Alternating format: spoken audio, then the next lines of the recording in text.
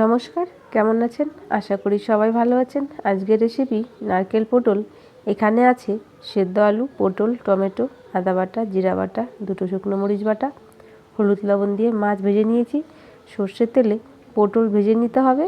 তেলে জিরা ও গোটা গরম মশলা দিয়ে দেব 1 চামচ আদা বাটা, 1 চামচ জিরা বাটা, দুটো টমেটো কুচি একটুখানি ভেজে নিয়ে পরিমাণ মতো হলুদ, 1/2 চা চামচ শুকনো মরিচ বাটা, নারকেল কোড়া স্বাদ মতো লবণ দিয়ে কষিয়ে নিয়ে সেদ্ধ আলু দিয়ে মিশিয়ে নিয়ে ভেজে রাখা আলু পটল দিয়ে নাড়াচাড়া করে পরিমাণ মতো জল দিয়ে দিতে হবে।